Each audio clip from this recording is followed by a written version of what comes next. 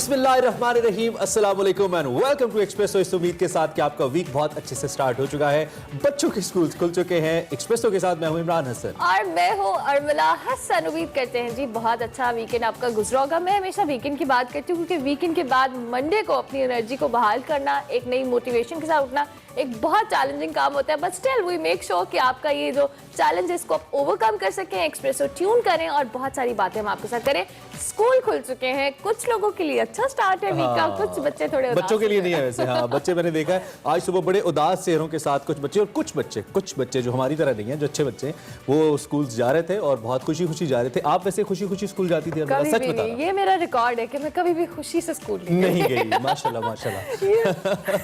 अच्छा, तो इस मामले में मतलब maybe this is the only thing that we share, you know, हम एक जैसे इस मामले में। अच्छा, आप भी ठीक है। अनफॉर्चुनेटली इसलिए तो हम बड़े आदमी नहीं बने ना। हाँ, लेकिन फिर भी अभी चूंकि कोविड की सिचुएशन है, पेरेंट्स थोड़े परेशान भी थे, लेकिन हम पेरेंट्स को भी कहेंगे और बच्चों को भी स्पेशली जो थोड़े बहुत हमें देख रहे हैं कि आप लोगों ने एहतियात जरूर करनी है, मास्क का इस्तेमाल करना है, सैनिटाइजर करना है, उसके साथ साथ अपने क्लास फेलो से, अपने फ्रेंड से थोड़ा सा फासला जरूर रखना है ताकि अगर आपके स्कूल खुल गए तो आपके पेरेंट्स को कोई परेशानी ना हो। बिल्कुल। और आपने चूंकि कोविड का जिक्र किया तो मैं इनिशियली आपको बता दूं, कोविड का जो सेकंड वेव है वो उतना ही स्ट्रांग है, बल्कि उससे ज्यादा है। और कुछ लोग ये भी कह रहे हैं कि यूएस यूके में जो डेथ रेट है वो डबल हो चुका है इसकी वजह से।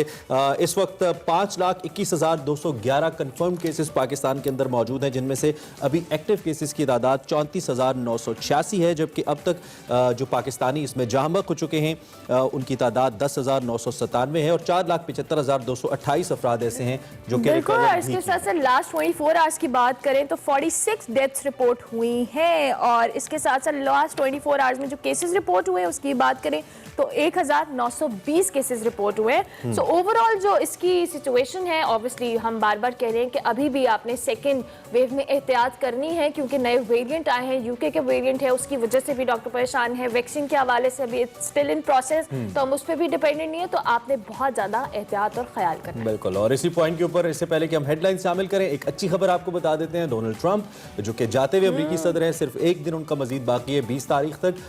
उन्होंने जाते जाते जो मलाला के हवाले से एक एक्ट था जिसमें उनके हायर एजुकेशन की जानिब से स्कॉलरशिप्स दी जा रही थी, उसका 50% मलाला एक्ट के तहत पाकिस्तानी खवातीन को दिया जाना था, उसको उन्होंने साइन कर दिया और अब पाकिस्तानी खवातीन 50% स्कॉलरशिप्स अमेरिका की अवेल कर पाएंगी। This is a very good. Malala act basically उसके तहत हासिल कर सकती हैं। और जाते जाते चले डोनाल्ड ट्रंप कोई चंगा कम ही कर गए, कोई कम गई। हम ब्रेक ले लेते हैं। हम ब्रेक नहीं लेते, हेडलाइंस बताएंगे। हेडलाइंस। यस।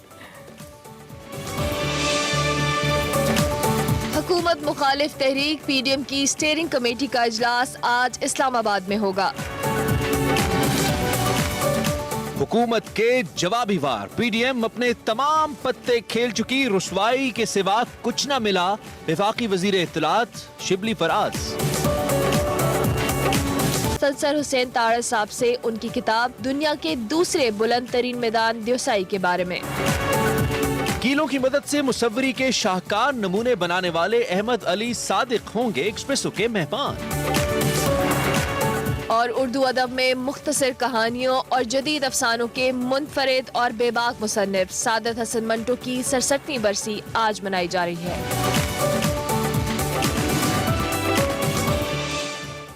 जी, हेडलाइंस में आपने जाना कि आज के शो में एज यूजुअल मंडे के हवाले से बहुत ज़बरदस्त वैरायटी है। हमारे स्पेशल सेगमेंट्स भी हैं जो मंडे को हम प्ले करते हैं, लेकिन उसके साथ साथ हम आज सियासत की बात करेंगे और वो होगी आज की बड़ी खबर। बड़ी खबर है।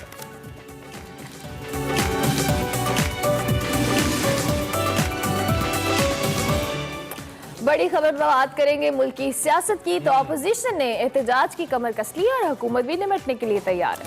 बिल्कुल। और शेख रशीद साहब का एक बयान पढ़ रहा था, बड़े बड़े हार्ड बयान अब देना शुरू हो गए हैं। वजीर दाखिला कहते हैं आप अपनी शक्ल देखें और आप रावलपिंडी आने की बात करते हैं। दूसरी जानिब हुकूमत मुसलसल ये कहती नजर आती है कि खुद आप अपने जाम में सयाद आ गया वाली सूरत हाल है। इस वक्त अपोजिशन के अंदर दमखम नहीं है, एक दूसरे पर तनकीदी वार तेज हो चुके हैं। पीडीएम तहरीक इंसाफ के फॉरेन फंडिंग केस में कल यानी कि 19 जनवरी को इलेक्शन इलेक्शन कमीशन के सामने एहतजाज करने जा रही है, जिसके लिए तैयारियां बिला मुकम्मल करनी और आज अगर बात करें पीडीएम की स्टीयरिंग कमेटी का अहम इजलास की, तो वो इस्लामाबाद में मौलाना फजल रहमान की रिहाइशगाह पर होने जा रहा है। मरियम नवाज शिरकत के लिए इस्लामाबाद पहुंच चुकी है, ताहम बिलावल भुट्टो ज़रदारी से मुतल्लिक इत्तलात हैं कि वो आज के इजलास में शिरकत नहीं करेंगे।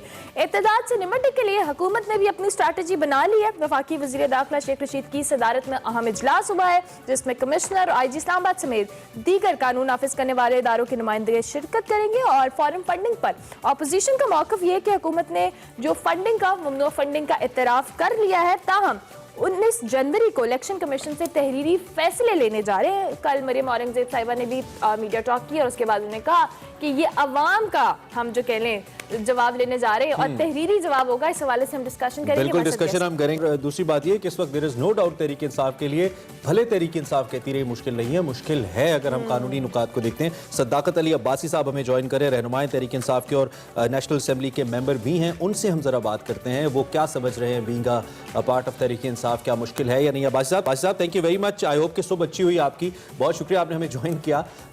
जो कानूनी नुकात हैं, जो आइन है उसके मुताबिक हम अगर देखें तो जब फॉरेन फंडिंग का मामला आता है तो ये बहुत क्रिटिकल बात है किसी भी पॉलिटिकल पार्टी के लिए, और आपकी पार्टी चूंकि हुकूमत में है तो उसके लिए डेफिनेटली क्रिटिकल बात है।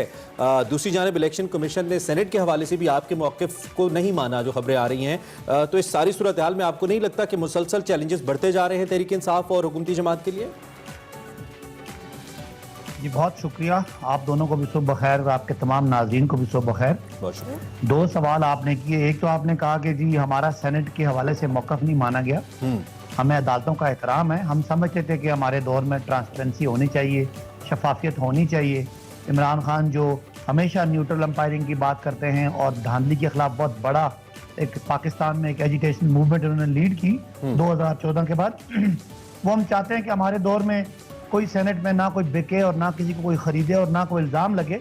लिहाजा हमने कोशिश की थी कि शफाफ तरीके से उसको हम अपने दौर में इंश्योर करें। कोर्ट का जो भी फैसला है उसके मुताबिक हम इंशाअल्लाह करेंगे। ये दूसरी बात आपका सवाल था फॉरेन फंडिंग का, ये फॉरेन फंडिंग नहीं है, ये ममनुआ फंडिंग का केस है। फॉरेन फंडिंग तब होता है जब कोई फॉरेन नेशनल आपको फंड करे। ये सारे 40,000 डोनर्स जो पाकिस्तानी हैं, एक्सपैट्स हैं, जिनके पास नाइकॉप्स हैं, जिनके तमाम पैसों की, उनके ID कार्ड की, उनकी तफसीलात, उनके एड्रेसेस और उनकी भेजी हुई रकूम बैंकिंग ट्रांजैक्शन से PTI ने रिकॉर्ड जमा कराया है। हम तो समझ रहे हैं कि ये गनीमत, हम इसको समझ रहे हैं कि अच्छा इसी बहाने वो लोग जो ठेकेदारों के पैसों से और मुख्तलिफ कमिश्नरों के पैसों से पार्टियां चलाते हैं उनको भी हिसाब देना पड़ेगा। हमारा कोई इस पे एतराज नहीं है, हम सिर्फ ये चाहते हैं कि पाकिस्तान की 4 बड़ी पॉलिटिकल पार्टीज हैं स्ट्रेंथ के हिसाब से, PTI, नून लीग, पीपल्स पार्टी और JUI, सबको एक ही पैमाने पर टेस्ट किया जाए। हम अपना रिकॉर्ड जमा करा चुके हैं, हमें पता है कि ये अपॉर्चुनिटी हमें मिल गई है कि 19 को वो PDM वाले एहतजाज कर रहे हैं, 18 को। अच्छा, आपने एहतजाज की बात खुद से की सदाकत अली वाज साहब, एहतजाज करने जा रही है, उनका ये कि हम इलेक्शन कमीशन से तहरीरी फैसला लेने जा रहे हैं इस केस के हवाले से। क्या हुकूमत को कोई इस बारे में प्रेशर है, कोई इस हवाले से कोई खतरा महसूस करे? क्योंकि बजाय तो आप लोग बहुत कह रहे हैं कि जी हम बिल्कुल रिलैक्स हैं, लेकिन नो डाउट जिस तरह से गुजरा इस तमाम तर कन्वर्सेशन में इंगेज हैं, प्रेशर तो है हुकूमत पे। क्या स्ट्रैटेजी होगी आप लोगों की? देखिए, आपने ये अजम्पशन की है कि प्रेशर है, चले सियासी एजिटेशन कोई भी होती है, जिस हिसाब से डिस्कशन हो रही है प्रेशर तो लग रहा है सदाकत अली वाज साहब। नहीं, जब भी कोई पॉलिटिकल ऑपोजिशन अगर मुल्क के दारुल खिलाफे में कोई मुजाहरा करना चाहे तो उसमें प्रेशर होता है। खुदा न खास्ता कोई हादसा ना हो जाए, किसी को कोई पुलिस से कोई इंगेजमेंट ना हो जाए, कोई कानून ना टूटे, उस हद तक तो प्रेशर है। बाकी प्रेशर होता है किसी के पीछे अगर अवाम हो। हमें पता है कि अवाम इनके साथ नहीं है। अवाम तब आती है जब आप क्रेडिबल हो, अवाम तब आती है जब अवामी इशू पे आए, अवाम तब आती है जब आप करप्शन के खिलाफ आए। ये तो करप्शन को बचाने वाले हैं, अवाम तो हमारे साथ है। अच्छा, इस महंगाई और इस सारी सिचुएशन में जो सेटअप चल रहा है अभी फिलहाल, तो आपको लगता है कि अवाम आपके साथ है? जी बिल्कुल, हमें इस तरह लगता है कि PMLN और PDM ने लाहौर में एक जलसा किया जहां इनके 28 MNAs MPs थे, जहां 11 पॉलिटिकल पार्टीज थी, जहां आर या पार होना था। तो लाहौरियों ने जहां मुस्लिम लीग नून की सबसे बड़ी स्ट्रेंथ है, उन्होंने इनके उस एहतजाज को, उस जलसे को रद्द कर दिया ये तो एक बात है। हमारे पास सर्वेज हैं, हम MNAs MPAs हैं, हम लोगों से मिलते हैं, हम वजीर आजम से हर हफ्ते मिलते हैं, तर्जुमानों की मैं टीम में हूँ, तो हमें बड़ा अच्छा अंदाजा है कि अवाम किसके साथ है। अवाम 30-40 साल से ये फक्की खा करके लेकिन ये जो अभी आज की अखबारों में सुपर लीड स्टोरी अभी भी मेरे सामने पड़ी हुई है, इंटरनेशनल डीलर्स गैस नहीं दे रहे हैं पाकिस्तान को। आप मरी से हैं, मरी में वैसे ही गैस का बड़ा मसला रहता है, आपको भी मालूम है, और अभी तक हल भी नहीं हुआ। तो ये सिर्फ एक मरी की बात नहीं है, चूंकि आप हल्का है तो मैंने रेफरेंस दे दिया, पूरे पाकिस्तान की बात है। इतना बड़ा बहरान हमारे सर के ऊपर खड़ा हुआ है, प्राइसेस के हवाले से बहुत ज़्यादा कंट्रोवर्सीज मौजूद हैं, और बिजली का रिसेंटली एक ऐसा बहरान हुआ जिस पे गवर्नमेंट सेटिस्फाई नहीं कर सकी। खुद इमरान खान साहब ने बिजली पानी के वजीर के हवाले से डिससेटिस्फैक्शन का इजहार किया। तो इसके बावजूद आपको क्यों लगता है और कैसे लगता है कि आवाम आपके साथ है? कौन सा सर्वे है जो आपको ये बता रहा है? पहले तो आपने जो सवाल किया कि कोई गैस, देखिए पूरी दुनिया में गैस जो है वो $1-2-3 पे आ गई थी जब कोविड था, और इस वक्त दुनिया में गैस की प्राइसेस, LNG की प्राइसेस बहुत पीक पे चली गई हैं। वो किसी एक कंपनी ने जिसने हमारे साथ कॉन्ट्रैक्ट किया था वो बैक ऑफ हुई है, और उसमें भी लाखों डॉलर का उसको जुर्माना होगा। पाकिस्तान को कोई नुकसान नहीं है। ये जो अगर पूरी दुनिया में गैस की कीमतें बढ़ेंगी तो उसमें कोई हमारी गवर्नमेंट की तो कोई कमी नहीं है। फिर ये एक मुआहदा होता है, उस मुआहदे में अगर कोई मुआहदे से बैक ऑफ करता है तो वो उसके पैसे देता है, ये तो कोई इशू नहीं है। बाकी बिल्कुल महंगाई रही है, वो पैसे अवाम को तो उसका कोई फायदा नहीं होगा ना। या तो अवाम के बिलों में वो पैसे जो जुर्माने से गवर्नमेंट लेगी वो एडजस्ट कर देगी। अवाम से तो ऑलरेडी आप पेट्रोल भी महंगा ही दे रहे हैं। आप अपने दौरे हुकूमत में कहते थे हमें 25 रुपए मिलता है, गवर्नमेंट महंगा बेचती है, अब आप खुद 109-10 रुपए बेच रहे हैं, लेकिन बेच रहे हैं, कोई इशू नहीं है, तो उसका अवाम को तो फायदा नहीं होगा। आप इस मामले को इस तरह समझें कि हमने गैस के पैसे देने थे, हमने कंपनी से कॉन्ट्रैक्ट किया, कंपनी ने टेंडर हमारा भरा, अब वो कंपनी बैक ऑफ कर गई है, तो वो जो पैसा वो दे $3 लाख वो पाकिस्तान के खजाने में आएगा, वो गैस के बिल में एडजस्ट होगा। वो चले, आपके लिए हमारी बेस्ट विशेस हैं। Thank you very much early in the morning, थोड़े मुश्किल सवालात भी बर्दाश्त करने के लिए, लेकिन हम ये कि पॉलिटिकल स्टेबिलिटी हो पाकिस्तान में, हमें इससे गर्ज नहीं है कतन के गवर्नमेंट प्रेशर में आए या ओपोजिशन का पलड़ा भारी हो, जिसका भी हो, पाकिस्तान के लिए बेहतरी सिर्फ इसी सूरत में हो सकती है कि पॉलिटिकल पिक्चर अच्छी हो, पाकिस्तान की इकोनॉमी बेहतरी की जाए। इसी नोट पर हमें एक ब्रेक लेनी है, ब्रेक के बाद हाजिर होंगे, आप देखते रहिए एक्सप्रेसो।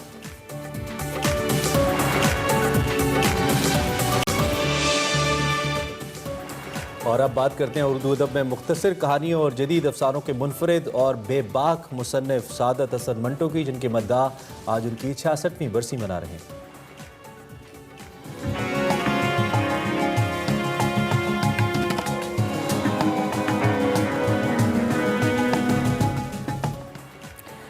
मई 1912 को लुधियाना में पैदा होने वाले सादत हसन मंटो ज़माने की तलखियों को अल्फाज में पुरोने का ऐसा फ़न जानते थे जो शायद ही किसी और को मालूम हो। सादत हसन मंटो के हवाले से बताएं तो उन्होंने अलीगढ़ यूनिवर्सिटी में तालीम को अधूरा छोड़कर फ़नी ज़िंदगी का आगाज़ किया और ऑल इंडिया रेडियो के लिए ड्रामे और फीचर लिखना शुरू किया, जबकि कई रिसालों में कहानियाँ और बेशुमार मुकालमे भी तहरीर किए।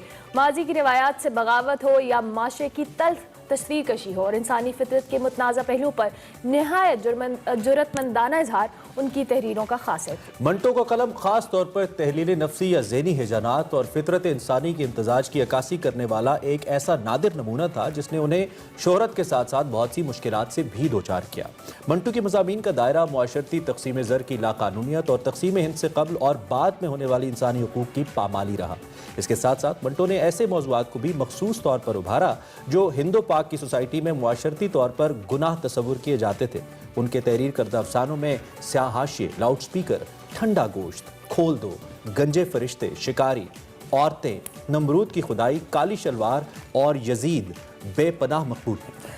बात की जाए माशरे के ढके हुए पसे पर्दा गुनाहों पर कलम कशाई करने वाले मंटो जनवरी 1955 में आज ही के दिन इस दुनिया से रुखसत हो गए। उन्होंने अपनी कब्र का जो कुतबा है वो भी खुद ही तहरीर किया, जिस पर लिखा था, ये सादत हसन मंटो की कब्र है, जो अब भी यही समझता है कि उसका नाम लोहे जहां में हरफे मुकर्रर नहीं था। इसी हवाले से मंटो साहब की शख्सियत के हवाले से और उनकी तहरीरों के हवाले से हमें वकार अहमद मलिक साहब इस वक्त ज्वाइन कर रहे हैं। He is live but not live from the studios, he is live from थर पार्कर। और हमने उनका तज्जिया वहाँ से इसलिए मुनासिब समझा क्योंकि नेचर का बड़ा गहरा ताल्लुक है। अगर हम किरदार को कागज़ के ऊपर लाने की बात करते हैं और आर्टिस्ट की बात करते हैं, और मंटो जैसी क्राफ्टिंग कोई कर नहीं पाया अब तक मुख्तलिफ कैरेक्टर्स की। मंटो की तहरीरों में वकार भाई आपको वेलकम करने के साथ, खुश आमदीद कहने के साथ मैं आपसे पूछना चाहूंगा, ऐसा क्या था, उन्होंने ऐसा क्या लिखा जो आपको लगता है कि उनके बाद कोई लिख नहीं पाया उस सतह का? इमरान भाई, सबसे पहले तो मुझे इजाजत दीजिएगा कि मैं उनको मंटो के बजाय मंटू कहूँ, क्योंकि ये डॉक्टर अनवर सज्जाद से बात करते हुए सादत हसन मंटो ने खुद कहा था कि ये मंटू यानी 1-2 की वजन पे अच्छा, ये मंटू है। और बेसिकली शायद ये मंटो इसलिए हो गया क्योंकि एक वायसराय के नाम पे एक पार्क है, मिंटो पार्क, तो कहीं उस तरह गड़बड़ हो गया, अदरवाइज ये सादत हसन मंटू है। Thank you for the correction होगा। लेकिन जनरली अभी तो खैर ये यही राइज है जो कि मंटू ही कहते हैं। तो मंटू साहब की जो तहरीरें हैं उसके हवाले से वो मुनफरिद क्यों हैं? सबसे पहली बात तो ये है कि वो बचपन में जिस तरीके से उन पे कोई सख्ती और वालिदैन सख्ती करते थे, तो उसका एक तो रद्द अमल नफसियाती तौर पे हमें वो देखने में मिलता है। वो एक रद्द अमल भी हमें एक बागियाना रविश जो है बिलखुसूस वो हमें देखने को मिलती है। दूसरी बात यह है कि मुझे ऐसे लगता है जैसे वो अखलाकियात पे नफ्सियात के हवाले से देखें तो अखलाकियात की आला तरीन दर्जा पे फाइज नजर आते हैं, जिसको हम छठा दर्जा कहते हैं, और रियासत या इज्तिमाई शऊर जो है वो अमूमी तौर पे चौथे दर्जे पे होता है। तो छठे दर्जे पे जो फाइज शख्स होता है वो जब निशानदेही करता है कवानीन में सुकम की, तो वो हमेशा अपने वक्त का गद्दार और बागी कहलाता है। तो सादत हसन मंटो अपने वक्त का गद्दार और बागी है, लेकिन हमने एक और रविश ये भी देखी है माशरे में, और कि अमूमन 40 या 50 साल के बाद माशरा जो है वो उसको रियलाइज होता है कि नहीं वो तो हीरो था। तो हमने भी 50-60 साल बाद उनको सितारे इम्तियाज से नवाजा।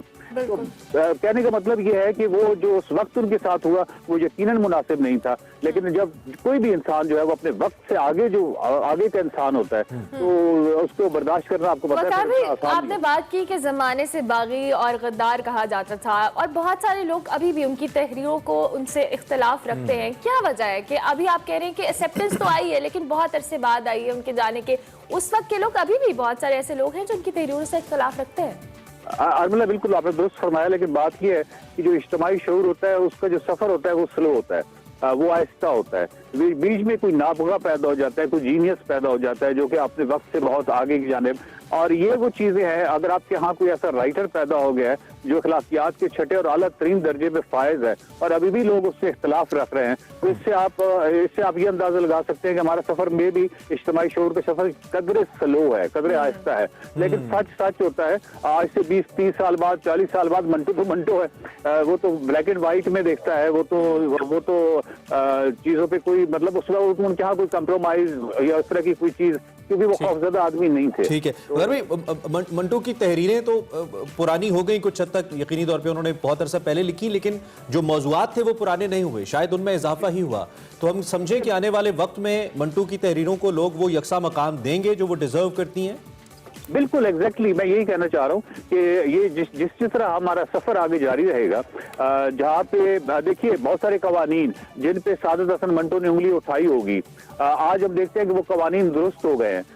ये बेसिकली ऐसे ही दानिशवरों की वजह से होता है। आप इंसानी हुकूक के हवाले से जो मैं और आप इजहार आज़ादी राय और इस तरह की चीज़ों को एंजॉय कर रहे हैं, लुत्फानंदोज हो रहे हैं, जब हम इन तमाम कवानीन जो इंसानी हुकूक हैं इनकी तमाम कवानीन की टोह में जाते हैं, तो हमें मालूम होता है कि वो अपने वक्त के किसी गद्दार या अपने वक्त के किसी बागी की वजह से आज हम लुत्फानंदोज हो रहे हैं। सादत हसन मंटो भी बिल्कुल ही उसी तरह रेलेवेंट आज भी हैं, हमेशा रहेंगे, क्योंकि वो नफ्सियात के हवाले से, साइकोलॉजी के हवाले से और अमूमी तौर पे यानी वो बिल्कुल एक ब्लैक एंड व्हाइट में देखने वाले, वो कोई ग्रे एरिया नहीं है।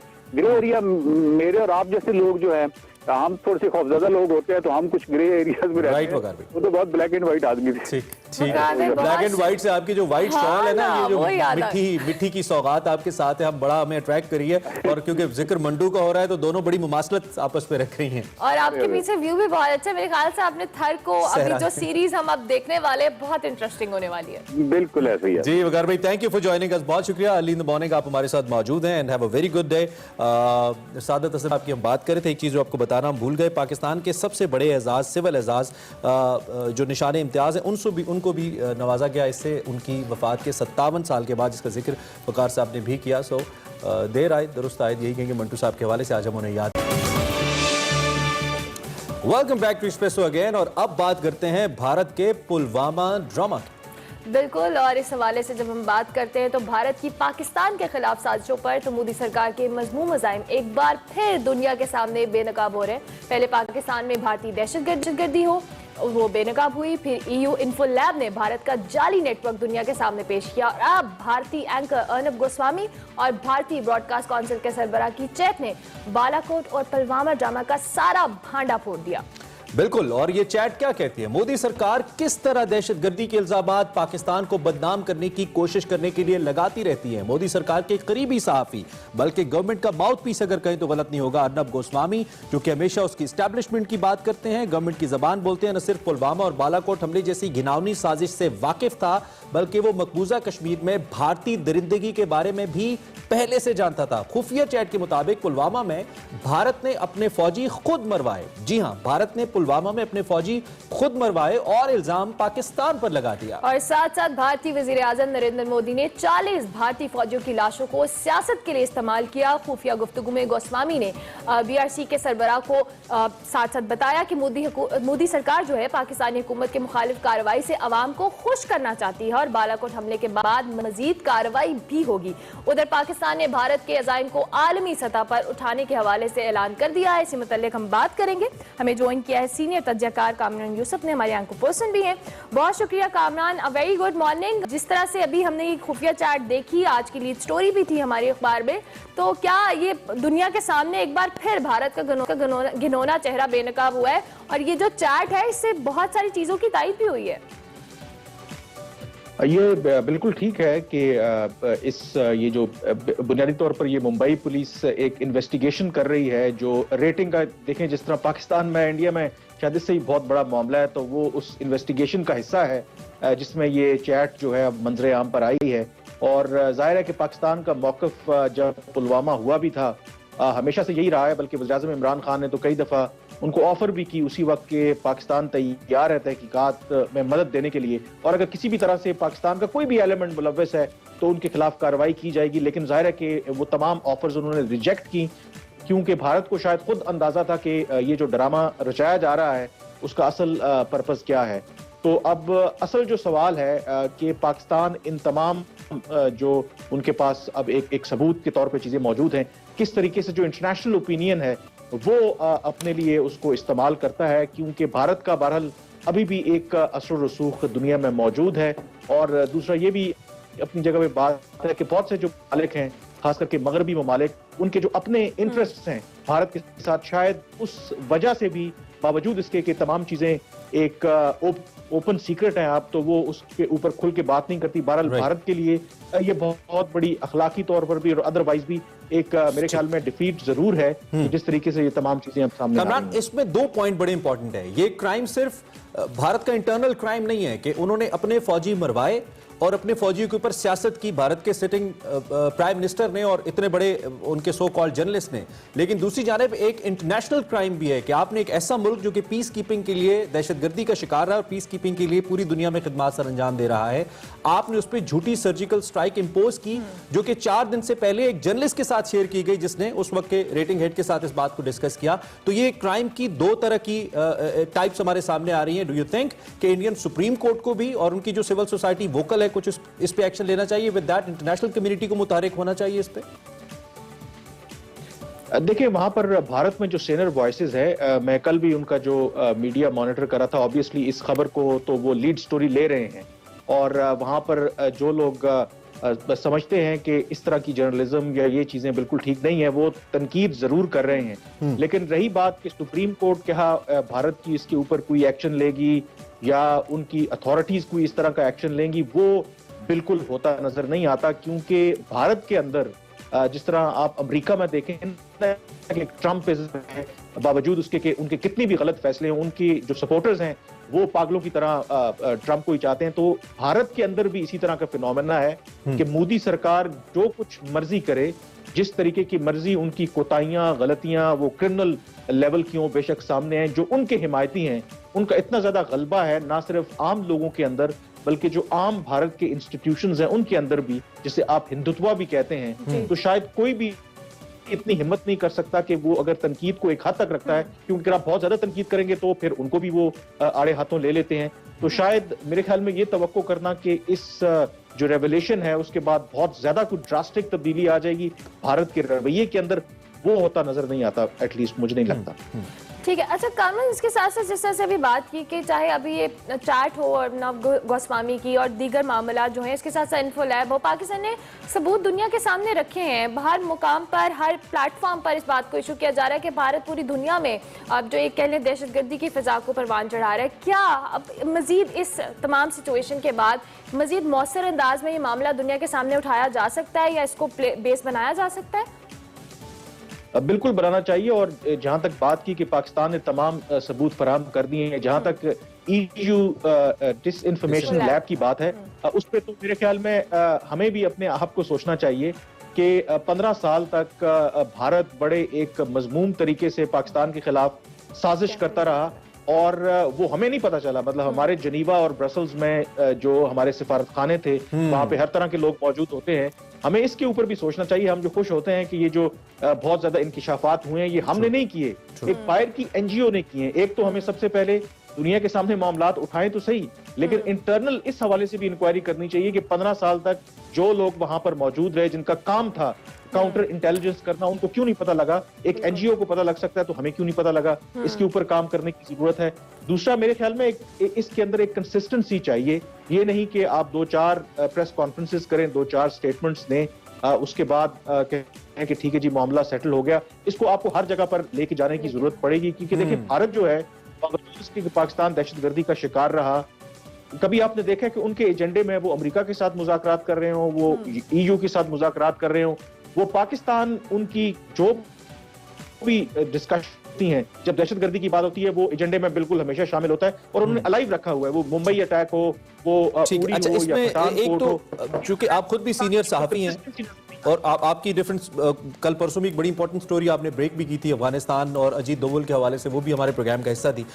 एक तो जर्नलिस्टिक पॉइंट ऑफ व्यू से आप कैसे देखते हैं? एक जर्नलिस्ट के ऊपर बहुत बड़ी जिम्मेदारी होती है कामरान, खासतौर पे जब आप कौमी मामलात की बात करते हैं, तो यहाँ पे तो भारत के अपने इंटरेस्ट को नुकसान पहुंचाया अर्नब गोस्वामी ने। He has proven himself as एक गद्दार के तौर पे सामने आए कि अपनी फौज को मरवाने पे वो अपनी TRPs को लेकर खुश हो रहे हैं, नंबर 1। नंबर 2, इस वक्त पाकिस्तान के नैरेटिव की जो आपने बात की, दूसरे हिस्से में ये बताइएगा कि पिछले तकरीबन 15-20 साल से हम इस हाइब्रिड वॉर के अंदर हैं, 5th जनरेशन की हम बात कर रहे हैं, लेकिन अपनी राय को दुनिया तक पहुंचाने के लिए कोई मुअस्सर आवाज हम नहीं बना सके, ना इलेक्ट्रॉनिक मीडिया की सतह पर, ना प्रिंट मीडिया की सतह पर। और गवर्नमेंट्स दावे करती हैं, इमरान खान भी दावे करते रहे, लेकिन अभी तक कुछ नहीं हुआ। इस पे आपकी क्या राय है?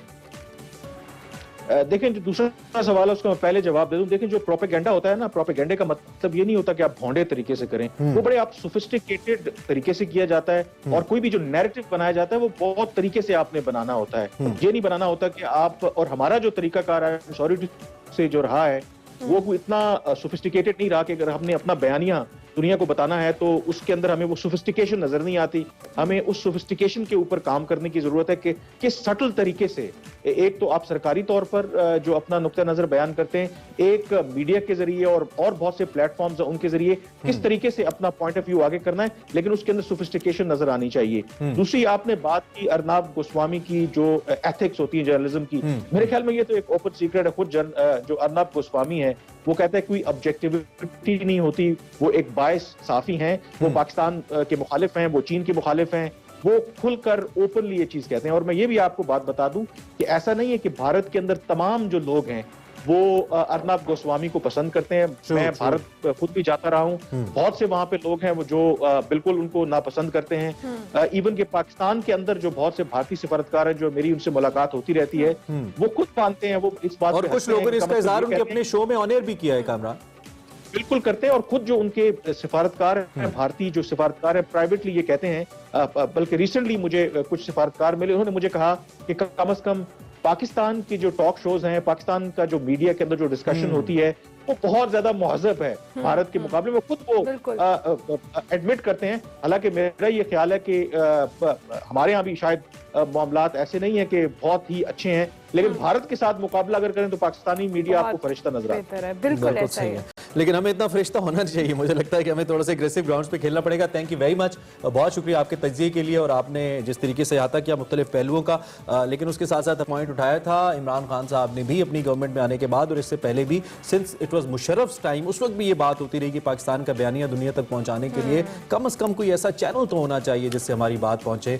Thanks God Twitter is there, कम से कम कुछ ट्वीट्स पहुंच जाती है, अदरवाइज तो पाकिस्तान के पास कुछ भी नहीं है। और अगर खुदा न खास्ता कल ट्विटर भी बंद हो गया या उस पर पाबंदियां लग गई तो हम कैसे अपने पैगाम दुनिया तक पहुंचाएंगे? एक बहुत बड़ा सवालिया निशान है। इस पे गवर्नमेंट ऑफ पाकिस्तान को सोचना चाहिए। दूसरी जानिब अरनाब तो बेनकाब हुए ही हैं। अब अरनाब किस टाइम में ब्रेक लेंगे? अब हम ब्रेक लेंगे जी, ब्रेक के बाद हाजिर होंगे। आप देखते रहिए एक्सप्रेसो वंस अगेन। और हम आपको मालूम है एक्सप्रेसो के अंदर कुछ ऐसा टैलेंट आपके सामने लेकर आते रहते हैं जिसमें मुख्तलिफ फनकार भी होते हैं, जैसे कि उड़ता सितारा हमारा सेगमेंट है। कुछ ऐसे आर्टिस्ट होते हैं जो कुछ ऐसा मुख्तलिफ कर रहे हैं जो न सिर्फ करने में देखने में मुख्तलिफ लगता है बल्कि दुनिया के लिए भी हैरानी का बायस होता है। कुछ ऐसा ही अभी आपको बिल्कुल। और ये आप हमारे आगे देख भी सकते हैं जो पेंटिंग्स पड़ी हुई है, बेसिकली ये आम पेंटिंग्स नहीं है बल्कि ये कीलों की मदद से बनाई गई हैं। So it's very interesting and very unique idea.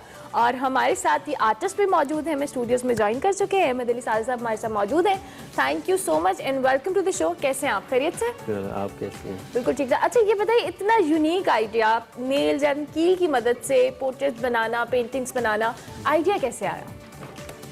जी मेरी शुरू से जो मोटिवेशन है ना वो हज़रत अल्लामा इकबाल रहमतुल्लाह अलैह हैं। तो उनके जो अशार हैं, दियार इश्क में अपना मकाम पैदा कर, नया ज़माना नई सुबह शाम पैदा कर। तो इसलिए मेरी हमेशा कोशिश यही होती है कि मैं कुछ यूनिक करूँ, मुख्तलिफ करूँ। तो उसी की ये एक जुस्तजू में ये स्टार्ट कैसे हुआ आपके सफ़र का? जो आपने आम पेंटिंग्स या पोर्ट्रेट्स तो सब बनाते हैं लेकिन कीलों की मदद से बनाना है। ये इसी तरह था कि मैंने मेरी ख्वाहिश थी कि मैं कुछ मुख्तलिफ तरीके से बनाऊँ और ख़ान साहब का पोर्ट्रेट मैंने स्टार्ट किया था, पेंसिल से बनाया, लेकिन मैंने कहा कुछ मैं मुख्तलिफ बनाऊँ क्योंकि पोर्ट्रेट तो जब भी किसी सेलिब्रिटी को लोग देते रहते हैं, वो ड्राइंग हो गया, स्केचिंग होगी या पेंटिंग होगी, लेकिन मैंने ये सोचा कि मैं मुख्तलिफ क्या कर सकता हूँ। उस पर फिर मैंने सोचना शुरू किया, 3-4 आइडियाज़ पे काम किए।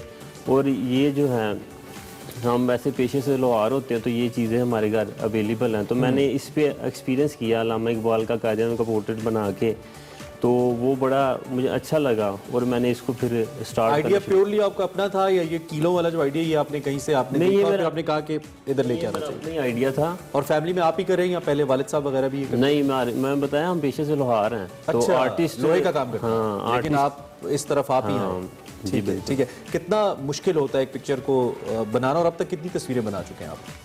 मुश्किल तो इसमें होता है क्योंकि ये बनाने के लिए पहले आपको ड्राइंग का एक्सपर्ट होना चाहिए, क्योंकि अगर आप ड्राइंग अच्छी नहीं आपकी होगी तो फिर ये आप नहीं अच्छा बना सकेंगे। और उसमें मुश्किल ये है कि टाइम टेकिंग काफ़ी काम है। ठीक है।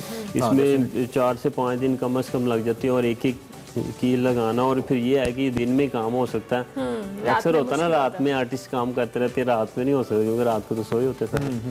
तो ये टाइम टेकिंग बारीकी का काम है तो दिन में हो सकता है। तो अच्छा, आपने इसके अलावा जो इमरान खान है और दीगर मस्जिद वजीर खान है आपके आगे, इसके अलावा कौन कौन से पोर्ट्रेट्स आपने बनाए हैं? इसके अलावा सबसे पहले मैंने वज़ीर आज़म इमरान खान का बनाया था, ISPR आर्मी चीफ का बनाया था। अच्छा। उसके बाद फिर शोहदा का मैंने सबका बनाया। अच्छा, निशाने हैदर जो है। हाँ जी, वो उनका बनाया। उसके बाद फिर जैसे कश्मीर का इशू चल रहा तो वो कश्मीर पे सईद अली गिलानी का बनाया, बुरहान वानी का बनाया, कश्मीरी खवातीन का बनाया जो। अच्छा। वो फिर जो है सईद अली गिलानी के जो पोते हैं वो लाहौर आए, उनको मैंने दिया और वो कश्मीर ले गए। अच्छा। और उन्होंने बताया कि उधर बहुत से लोग खुश हुए। एर्तुगरुल का इसके फेम के बाद बनाया या पहले ही आप मुतासिर थे इनकी शख्सियत से? या ड्रामा के बाद जब आपने देखा बहुत क्रेज है then you got an idea? ये मैं देख रहा था इसका 4था सीजन, तो मेरे अंदर भी ये ख्वाहिश हुई कि मैं इसका भी बनाऊं। फिर मैंने 4th सीजन देख रहा था, देखते देखते फिर ये मैंने आपको ख्याल आया और आपने बनाया। It's very impressive. और अगर चूंकि कैमरे में उस तरह से नजर नहीं आता बट स्टिल हम जब लाइव एक्सपीरियंस कर रहे हैं बहुत बारीक कीलों का इस्तेमाल किया गया। अच्छा, जब आप कील इस्तेमाल करते हो ऑब्वियसली फिर उसकी एक प्रॉपर स्केच के ऊपर आप हम देख रहे हैं कि प्रॉपरली आपने हर जगह पे कीलों का इस्तेमाल नहीं किया, आपने कुछ गैप भी छोड़े। क्या बेसिकली स्ट्रैटेजी या आर्ट क्या होती है इसकी? इसमें ये 3D है, जो 3D का काम जानते हैं। ये मस्जिद वजीर खान वाला जरा दिखाएं ना हमारे ऑडियंस को कैमरे की तरफ पे। ये मस्जिद वो हाँ, ये कैमरा। ये मस्जिद वजीर खान, क्योंकि पहले मैंने स्टार्ट तो पोर्ट्रेट से किया था। ठीक है। तो फिर पोर्ट्रेट पे तो जिस तरह लोग मेरे से बनवाते भी हैं, लेकिन मैं अब पोर्ट्रेट पे नहीं रहा। फिर मैंने सोचा इसके लैंडस्केप में मैं कन्वर्ट कर दूं, तो उसके वजह से अब लाहौर वापस को अभी और काम करें डिफरेंट हाँ जी। चीज़ों के ऊपर। और कौन से हैं जो अभी जिसको आप बना रहे हैं लाहौर की? जिस तरह बादशाही मस्जिद का एक है, अच्छा। वो एक व्यू मैंने बनाया था, लेकिन वो मोहम्मद वसीम जो बॉक्सर हैं वो आए थे, उनको मैंने प्रेजेंट किया था। अच्छा। तो उसके अलावा बादशाही मस्जिद के मुख्तलिफ व्यूज़ हैं, जो उसका वो एक व्यू है रोड का और वहाँ पे टांगे का, और इस तरह करके व्यूज़ मैंने बनाए हैं। मस्जिद वजीर खान का और भी जो लाहौर की जो कदीम जो दरवाजे हैं, इन पे सारी काम मैं कर रहा हूँ। आपने चूंकि पहले जिक्र किया कि इसके लिए आपकी स्केचिंग या ड्राइंग बहुत अच्छी होनी चाहिए, आपकी ड्राइंग हमेशा से अच्छी थी या आपने उसको थोड़ा पॉलिश किया? ऑब्वियसली टाइम के साथ साथ जब आप प्रैक्टिस भी करते हैं तो चीज़ें उस तरह से निकल के आती हैं। ये हमेशा से तो अच्छी नहीं थी, ये शौक था मेरा, तो उसके लिए फिर मैं अलहमरा गया था। वहाँ पे अच्छा। मेरी मैडम इमराना, उन्होंने मुझे ड्राइंग सिखाई थी, और सही। उसके बाद फिर मैंने अपना एक मॉडल शुरू किया था मीनार पाकिस्तान का। ठीक है। वो मैंने लेड पेंसिल जो होती हैं उसको जोड़ के बनाया था 7.5 फीट का। अच्छा। तो वो करता है कि उसके बाद फिर मैंने जॉब स्टार्ट कर दी, वो जॉब की और साथ ये करता रहा काम। और अब जो है मैं ये वाली जो आर्ट है अपना ये सिखा भी रहा हूँ। तो इससे हम ये समझे कि अगर आपको ड्राइंग या इस तरह का कोई आर्ट पेंटिंग वगैरह नहीं भी आती, नेचुरली नहीं भी आपके अंदर, तो आप उसे प्रैक्टिस करके सीख सकते हैं। जी, लाजमी बिल्कुल। नहीं कि नेचुरली आपके अंदर हो। आपकी तो मिसाल से हमें यही लगता है। क्या आगे क्या करने का इरादा है? किस बड़ी शख्सियत का कोई पोर्ट्रेट बनाने का या उसको प्रेजेंट करने का इरादा है? कोई प्लान है ऐसे? जिस तरह अभी अर्तुगरुल गाजी का जो ये बनाया है, वो आए हुए थे पाकिस्तान, उनको पेश करते हैं आप? नहीं, मुलाकात नहीं हो पाई? नहीं, वो 2 दिन के लिए आए थे और आए भी वो सरप्राइज था कि वो पता नहीं था। तो अब लेकिन अब इंशाल्लाह वो जब आएंगे तो मुझे उम्मीद है कि मैं उसको ये प्रेजेंट लाजमी करूँगा। उसके अलावा मेरा जो बड़ी ख्वाहिश है कि मैं इमरान खान साहब को ये पोर्ट्रेट उनको प्रेजेंट करूं। उसकी वजह सिर्फ ये भी है कि मैं उनको ये दिखाऊं और टैलेंट देखें, और दूसरी मेरी ये रीज़न है मेन कि ये मैं बताऊं कि ये जो आर्ट है ये हमारी सिर्फ सकाफत ही नहीं है, ये हमारी एक बहुत बड़ी इंडस्ट्री है। ये इसकी वजह से हमारी एक्सपोर्ट में इजाफा हो सकता है, हमारे रेवेन्यू में इजाफा हो सकता है। ये इसके लिए उनको बहुत ज़्यादा फंड की ज़रूरत भी नहीं है। की ज़रूरत नहीं है, आप इसको प्रमोट किया जा सकता है। आज आप हमारे एक्सप्रेसो पे आए हैं, आज आप यहाँ पर क्या बनाने वाले हैं, हम ये जानना चाहते हैं। इधर मैं आपको एक वो बना के दिखाऊंगा जो मीनार पाकिस्तान है, ठीक है, उसका एक पोर्ट्रेट मैं आपको बना के दिखाऊंगा। इधर चलें, हम देखते हैं आप। और हम इनसे अभी बनाना शुरू करते हैं और शो के एंड पर, क्योंकि अभी इनको टाइम भी थोड़ा लगेगा, वो हम अपने नाजरीन को दिखाएंगे भी कि इन्होंने अभी क्या बनाया है। पहले हाँ, लाइव दिखाते रहेंगे साथ साथ। हाँ, साथ साथ ऑन एंड ऑफ दिखाते रहेंगे। हमें ब्रेक लेनी है जी, ब्रेक लेंगे, ब्रेक लेनी है। अच्छा ब्रेक लेंगे जी, ब्रेक के बाद हाजिर होंगे। आप देखते रहिए एक्सप्रेस।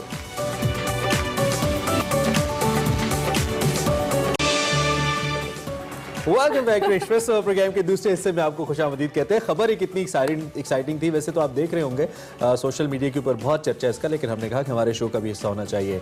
आपको बताएं कि नेपाली जो कोपहमा है, उन्होंने दुनिया की दूसरी बुलंद तरीन चोटी जो कि पाकिस्तान के अंदर वाक़ है, we talking about Karakoram 2 K2, इसको जनाब मौसम सरमा में सर करके नया रिकॉर्ड कायम कर दिया है। इसके साथ साथ अगर बात करें नेपाली कोपहमाओं की 10 रुकनी टीम ने 31 दिसंबर 2020 से अपनी मुहिम जोई का आगाज किया और 16 जनवरी 2021 को दिन के वक्त दुनिया की दूसरी बुलंद तरीन चोटी K2 को सर करने का ऐलान किया। गिलगित बल्तिस्तान हुकूमत ने पहली मरतबा मौसम सरमा में K2 सर करने का रिकॉर्ड कायम करने को तस्दीक की है और इस हवाले से कहा है कि नेपाली हुकूमत की काविशों को भी इस हवाले से सराहा। K2 के हवाले से आपको बताएं तो 8,611 मीटर की बुलंदी के साथ दुनिया की दूसरी बुलंद तरीन चोटी है और ये चोटी को पहली मरतबा एक इटालियन ने 1954 में सर किया था। बिल्कुल, और K2 को सर करने की कोशिश में अब तक तकरीबन 86 कोपहमा अपनी जान भी गंवा चुके हैं, जबकि आज से कबल तकरीबन सिर्फ 450 कोपहमा ऐसे हैं जो कि इसको सर करने में कामयाब हुए हैं।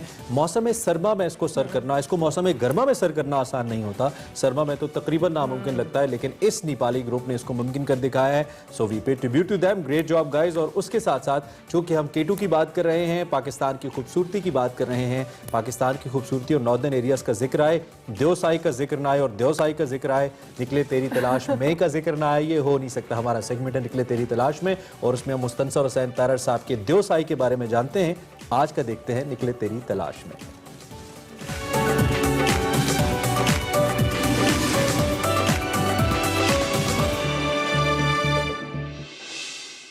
अस्सलाम वालेकुम नाज़रीन, मैं हूं वकार अहमद और आप देख रहे हैं निकले तेरी तलाश में। निकले तेरी तलाश में देवसाई जो तार साहब की किताब है उस पर हमारे तार साहब से गुफ्तगू का सिलसिला जारी है और अब हम मज़ीद देवसाई के हवाले से तार साहब से पूछते हैं।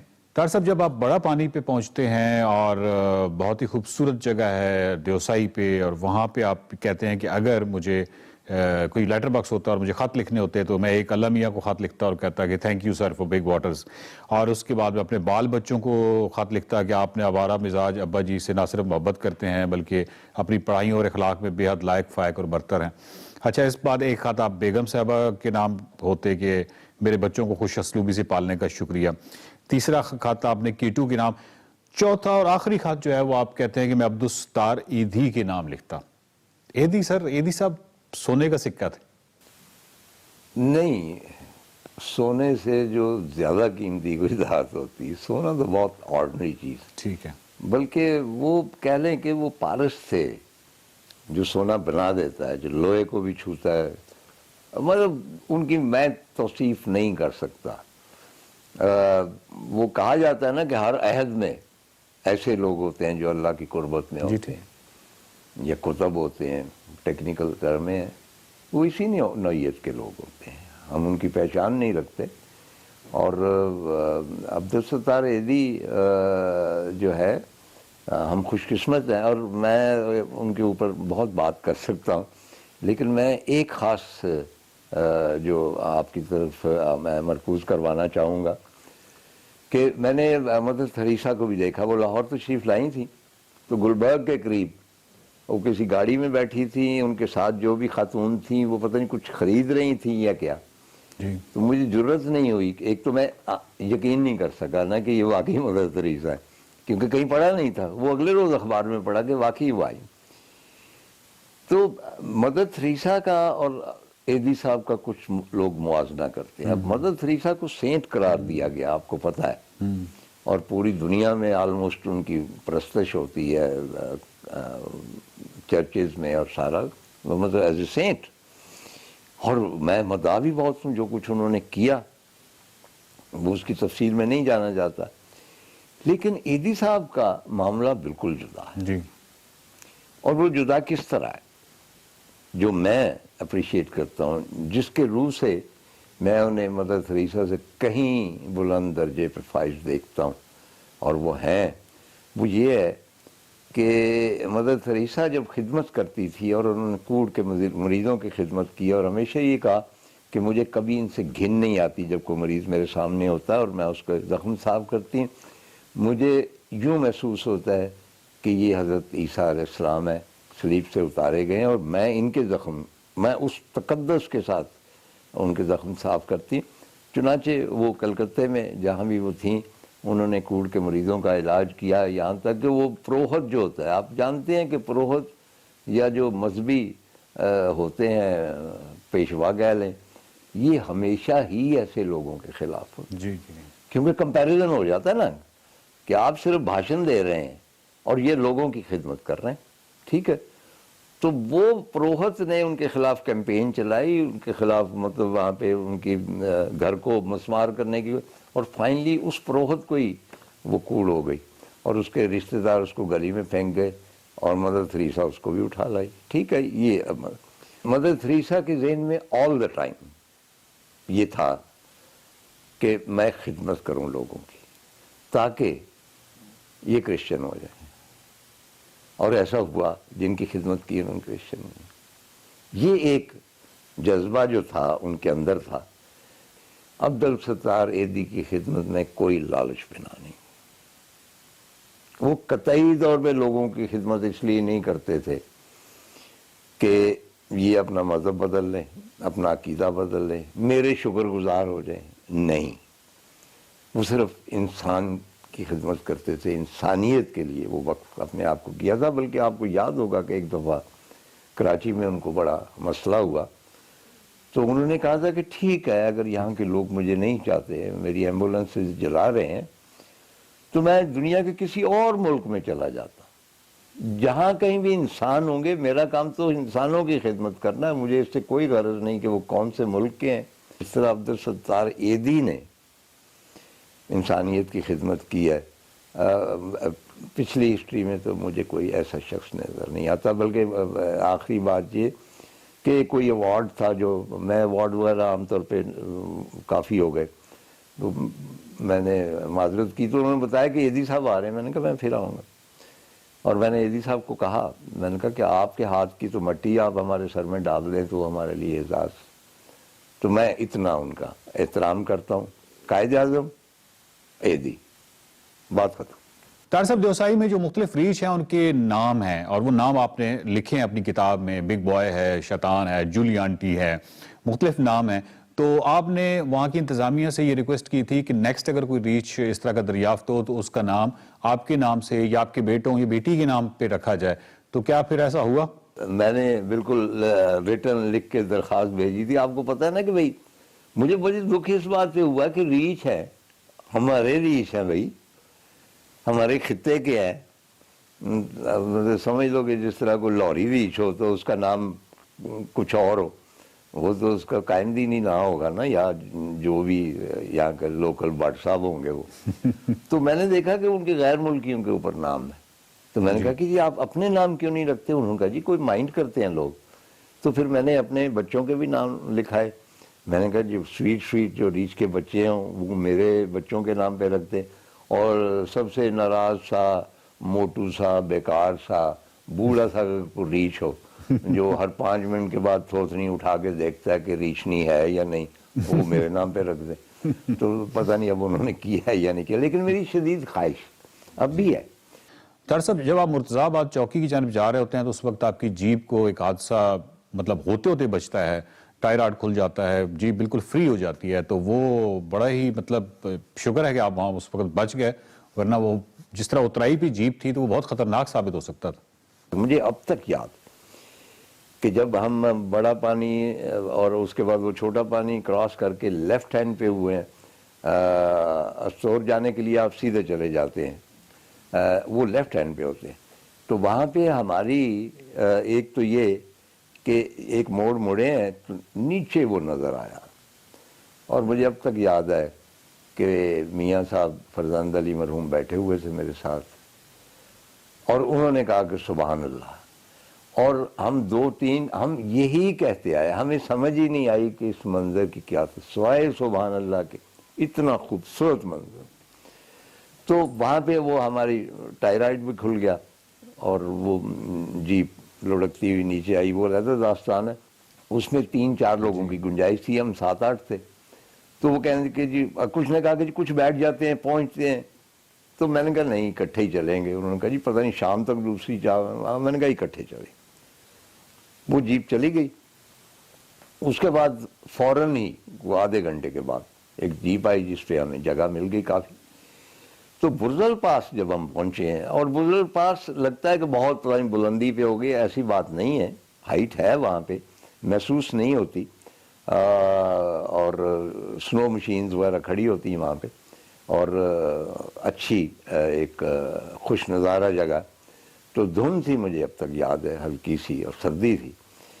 तो जब हमने ये देखा कि कुछ लोग जमा है, मालूम ये हुआ कि वो जो जीप जिस पे हम सवार नहीं हुए थे जी, वो खाई में पड़ी गई, और वो जो जख्मी है उनको उठा के ले जा रहे हैं, ऊपर ला रहे हैं, या उनमें से कुछ फौत हो चुके हैं, और उनको हमारी जीप में डाला गया। और मुझे अब तक याद है कि वो जिस तरह चीखो पुकार कर रहे थे। तार साहब, आपकी तवज्जो एक बहुत ही अहम मामले की जानिब मबजूल कराना चाहूँगा। आपके इस देवसाई के अंदर एक करैक्टर आजमत सुल्तान है और एक हलीम साहब हैं जो कि अस्तौर के हैं।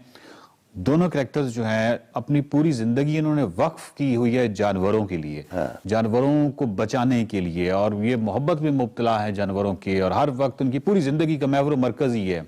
दूसरी जानिब जब हम देखते हैं कि हमारे यहाँ जिस तरह शिकार किया जाता है, मतलब जिस तरह मेरा ताल्लुक चकवाल और तलगंग से है, तो वहाँ पे काले तीतर का जिस तरह बेहंगम शिकार किया जाता है, और मुख्तलिफ जगहों पे जिस तरह वाइल्ड लाइफ का हमने सत्यानाश कर चुके हैं, मतलब ये दोनों मुख्तलिफ रवैये हैं। आप इन दोनों मुख्तलिफ रवैयों को किस तरह देखते हैं?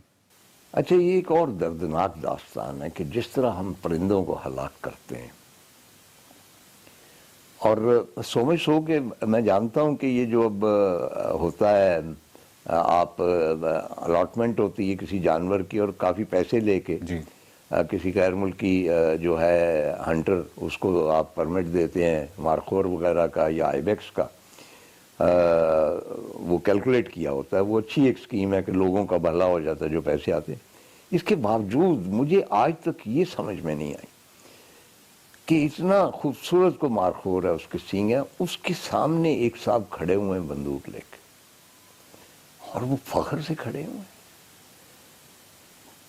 कुदरत की इतनी खूबसूरत चीज, इतनी बड़ी क्रिएशन, और आपने उसको हलाक कर दिया या क्योंकि आपके पास पैसे हैं और आप बंदूक लेके खड़े हुए हैं।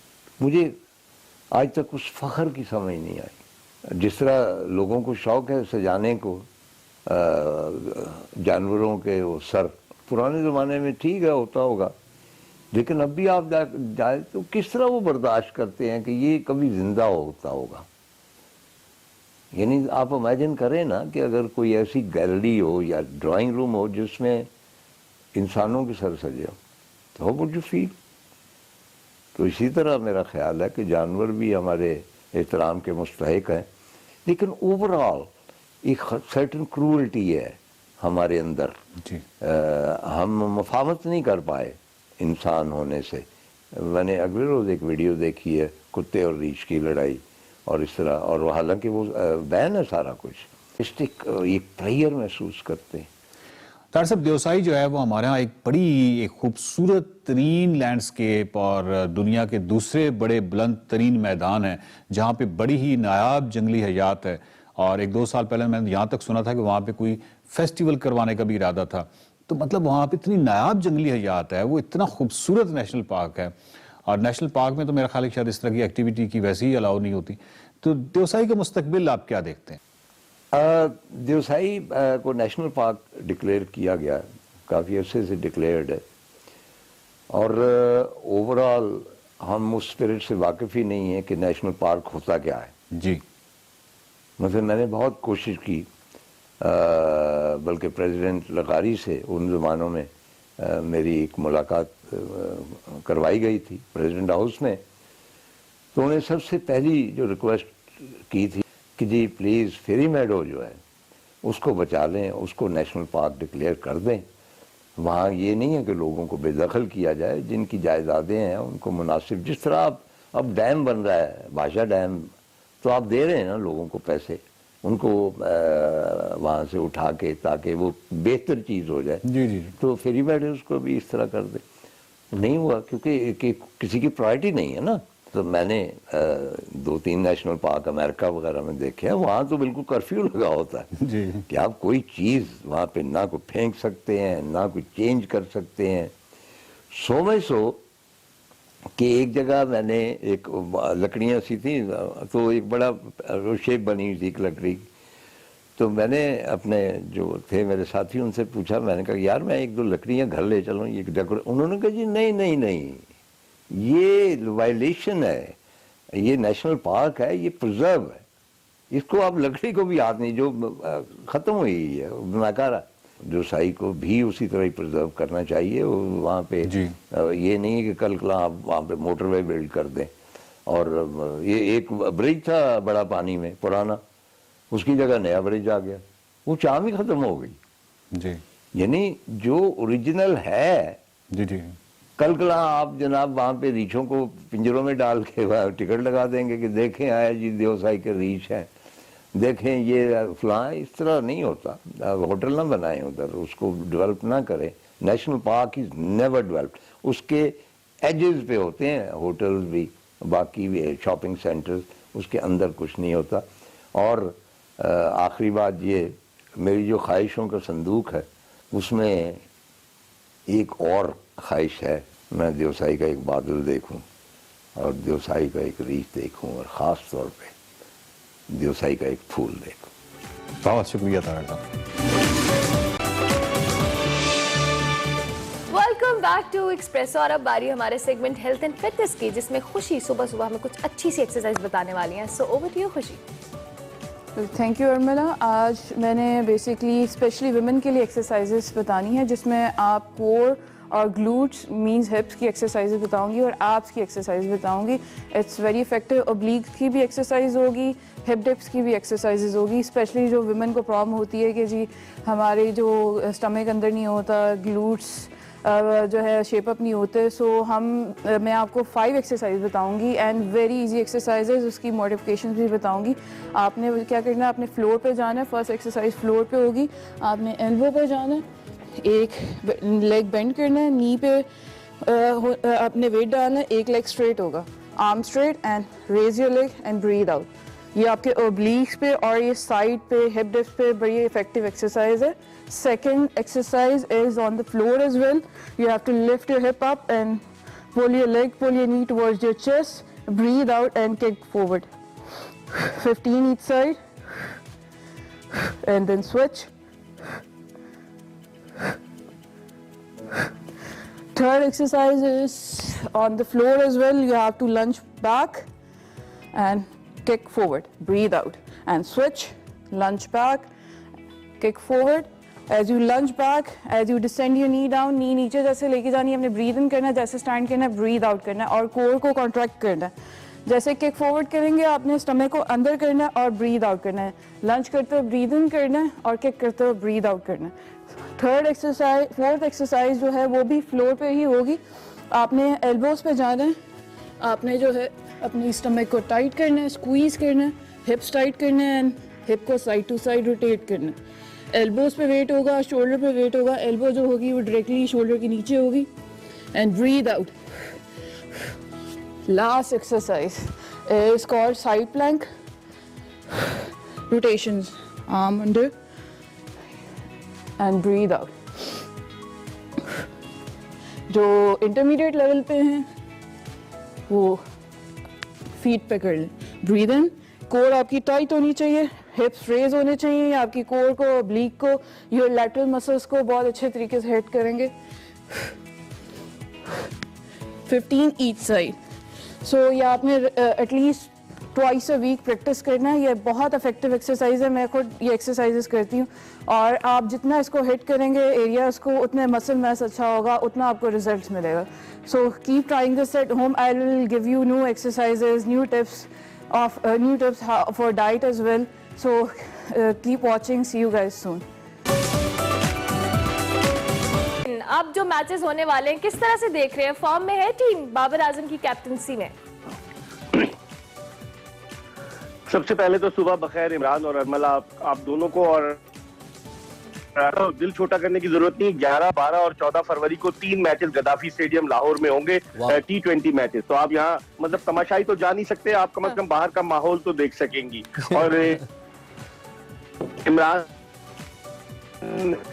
इस्लाम थोड़ा सा शायद ऑडियो ब्रेक है मेरे साथ, इजाजत नहीं है, लेकिन ये घर पर आवाज आ रही है आपको मेरी? बिल्कुल आ रही है, सुन पा रहे हैं।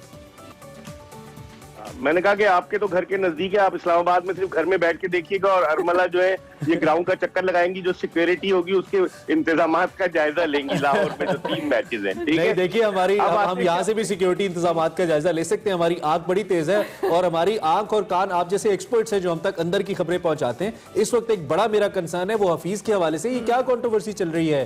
बोर्ड कह रहे हैं कि आप पहले ज्वाइन करें, कोई T10 लीग के मामला आते हैं, हफीज कह रहे हैं कि आपने नहीं खिलाना तो बता दें। ये क्या लड़ाई है मिर्जा साहब? देखिए, हफीज का ना इमरान पाकिस्तान क्रिकेट बोर्ड की नजरे इनायत हफीज पर नहीं है। अब तो वो उसे फौरन पाकिस्तानी टीम से निकाल दें, लेकिन इनमें वो T20 सीरीज में मैन ऑफ द सीरीज हुआ, न्यूजीलैंड में उसने अच्छा परफॉर्म किया।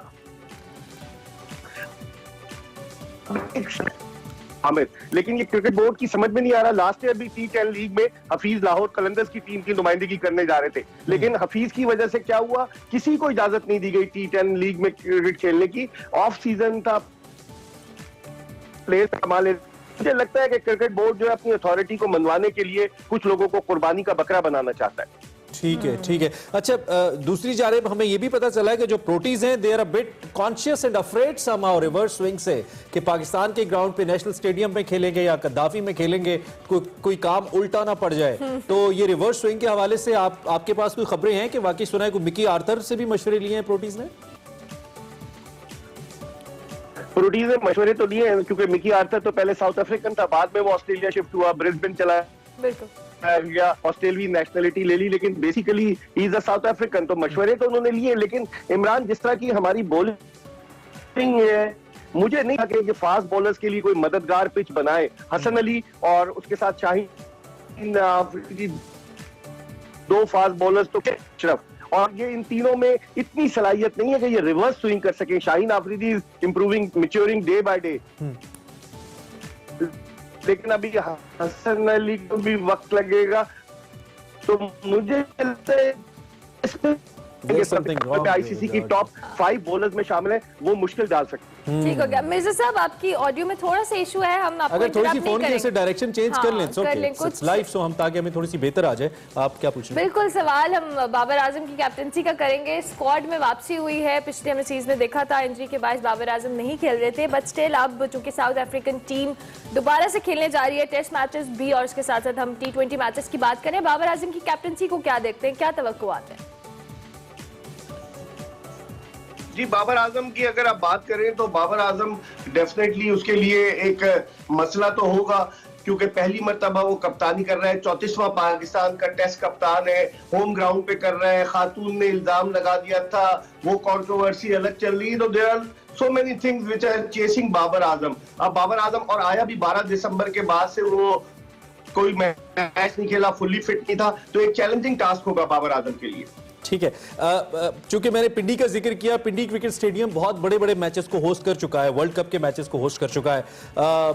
ऑडियंस तो ऑब्वियसली क्राउड तो नहीं है, लेकिन पिंडी स्टेडियम को देखते हुए या विकेट की जिस तरह आप बात कर रहे हैं, हम कहाँ इस वक्त स्टैंड करें? नॉर्मली हम ये भी होता है कि अपने ग्राउंड में, अपने होम ग्राउंड में बाज़ औक़ात विकेट्स हमें धोखा दे जाती हैं। जिम्बाब्वे के खिलाफ आपको याद होगा तीसरा मैच जो हम बहुत अजीब तरीके से हार गए थे। तो इस सारी सूरत हाल में पिंडी स्टेडियम के हवाले से बिलखुसूस आपका तजर्बा क्या कह रहा है मेरे साथ? देखिए इमरान, पिंडी स्टेडियम की विकेट पर थोड़ा सा रिवर्स स्विंग होगा पिंडी क्रिकेट स्टेडियम पर, और पिंडी में आपको याद है कि नसीम शाह ने भी हैट्रिक की थी उसके खिलाफ बांग्लादेश के, तो विकेट थोड़ी सी फास्ट बॉलर्स के लिए साजगार साबित हुई थी। तो मुझे लगता है कि पिंडी स्टेडियम में पाकिस्तानी फास्ट बॉलर्स जो है, पाकिस्तान हो सकता है चौथा बॉलर भी खिलाते, लेकिन पिंडी स्टेडियम में मुझे लग रहा है कि Pakistani fast bowlers reverse swing भी कराने में कामयाब होंगे, और वहां की विकेट जो है वो बैट्समैनों के बजाय फास्ट बॉलर्स के लिए ज्यादा मददगार साबित होगी। गेंद स्विंग भी होगा, सीम भी होगा, अगर ग्रास बाबर के हवाले से लेकिन मैं समझता हूँ कि पिंडी फास्ट बॉलर्स के लिए एज कम्पेयर टू कराची जो है मददगार साबित हो सकता है। ठीक है, एक बाबर के हवाले से एक बड़ा क्रिटिकल पॉइंट है, देन हम इनकी बात सुन लेंगे। बाबर का क्योंकि बाबर के इन्होंने जिक्र किया था, तो बाबर आजकल कुछ कानूनी मामलात का भी शिकार हो गए हैं। पाकिस्तान के वाहिद स्टार बैट्समैन हैं जिनको पूरी दुनिया ने रिकॉग्नाइज किया है, उनके ऊपर भी इस वक्त मुकदमात और बड़े भोंडे और अजीब किस्म के मुकदमात।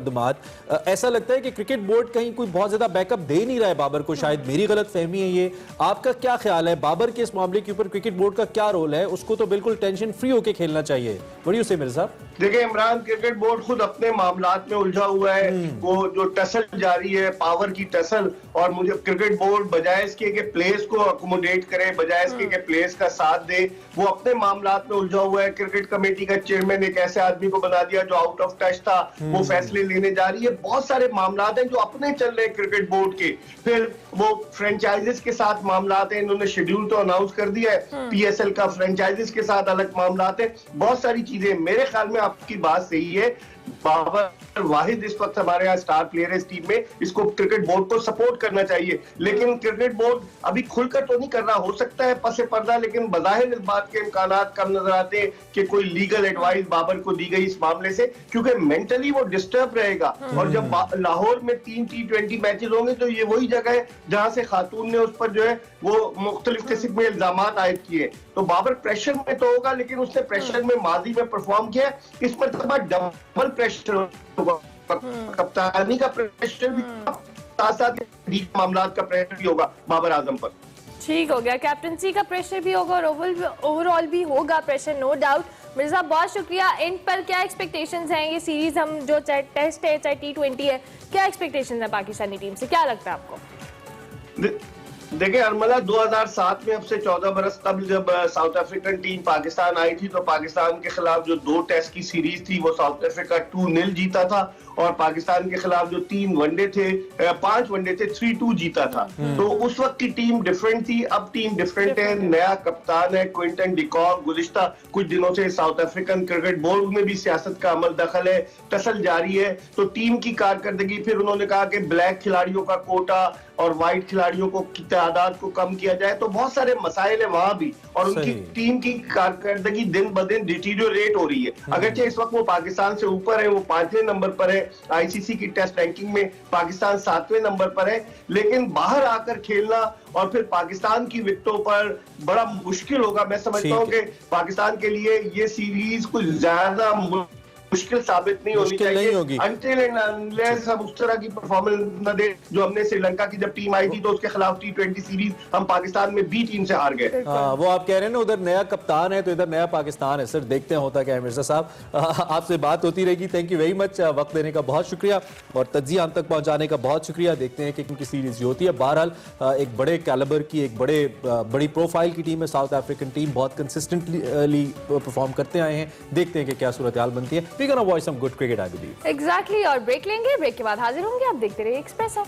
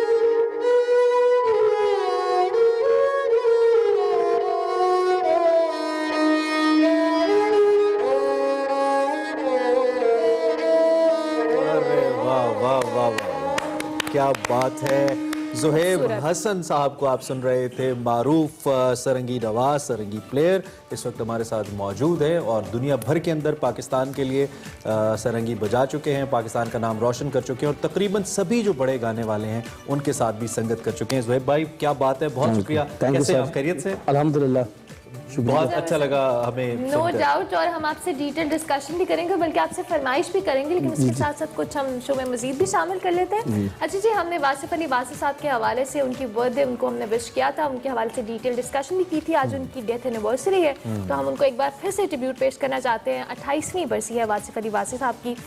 नो डाउट एक बहुत बड़ा नाम, और उसके साथ साथ जब हम बात करते हैं उनकी कॉन्ट्रीब्यूशन की उर्दू अदब में, तो बहुत इंपॉर्टेंट। बिल्कुल, और सूफियाना कलाम और उनके मुख्तलिफ लेक्चर्स इस वक्त जो अवेलेबल हैं, उनकी जो तहरीरें हैं वो ज़िंदगी के लिए एक मशअल राह की हैसियत रखती हैं। इसके साथ ही हम बात कर लेते हैं एक मारूफ फ़नकार की, जो कि दर्जनों ड्रामों और फिल्मों में लाजवाल किरदार अदा कर चुके हैं, गुलाब चांडियो साहब की, जिनकी आज दूसरी बरसी मनाई जा रही है। गुलाब चांडियो सिंध के ज़िला नवाबशाह के एक छोटे से गाँव शहमीर चांडियो में पैदा हुए।